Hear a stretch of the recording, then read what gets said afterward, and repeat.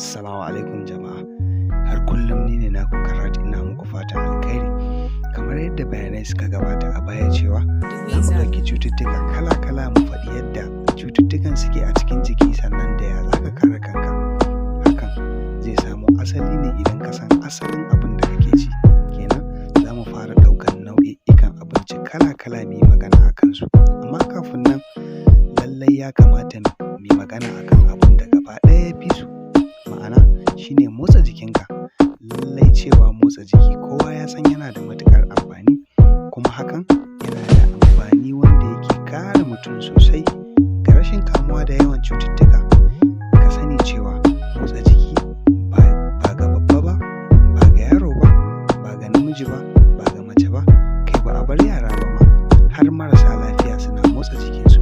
Hakan yake nuna cewa motsa jiki na da matuƙar amfani. Kada ka ce sai rashin lafiya ta kama ka ko irin na shanyewar ɓarin jiki sannan za ka motsa jikinka. A'a, har kullum akwai abin da ake cewa rigakafi ya fi magani. Hakan yana nufin motsa jiki na da matuƙar amfani. Akwai amfani na motsa jiki sosai, wanda na farko in kana motsa jikinka zai dinga rage maka ƙiba ba tare da ka sha wasu magunguna ko kuma wasu abubuwan da za su rage ma ƙiba ba. Sannan motsa jiki kaɗai ya isa ya ƙara wa naman jikinka da kuma ƙasusuwan jikinka lafiya. Ga wanda yake motsa jiki, lallai akwai ci gaba wajen ƙaruwar ƙarfi a jikinsa.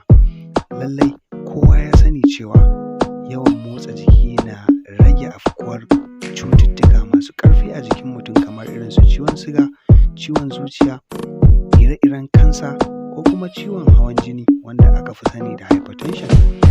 Lallai motsa jiki na da amfani wajen ƙara lafiyar fata domin yana warware jijiyoyin da jini yake wucewa a cikin fata. Lallai kowa ya sani cewa motsa jiki na da matuƙar amfani wa ƙwaƙwalwa domin yana ƙara mata lafiya sannan yana ƙara ƙarfin hadda. Yawan motsa jiki ga mutum yana gyara masa yanayin baccinsa, ma'ana yana kawo bacci mai daɗi. Ku kalla, lallai wanda suke motsa jikinsu za su fi zama cikin farin ciki akan wanda ba sa motsa jikinsu. Daga ƙarshe zan rufe da cewa motsa jiki na taimakawa mutane ba ga maza ba ga mata ba wajen gyara musu yanayin kusantar iyalinsu. Motsa jiki yana da matuƙar amfani. A gidanka za ka iya yi, a ofis ɗinka za ka iya yi, a ɗakinka za ka iya yi, a waje za ka iya yi. Kenan ko ina za ka iya motsa jikinka. In baka samu dama ka yi kullum ba, ka yi bayan kwana biyu.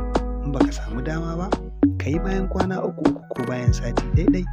Kawai dai ka sani cewa motsa jiki na da matuƙar amfani kuma yana yaƙar ƙananuwan cututtuka a jikin mutum. Har kullum ni ne naku Karat, na bar ku lafiya, sai anjima.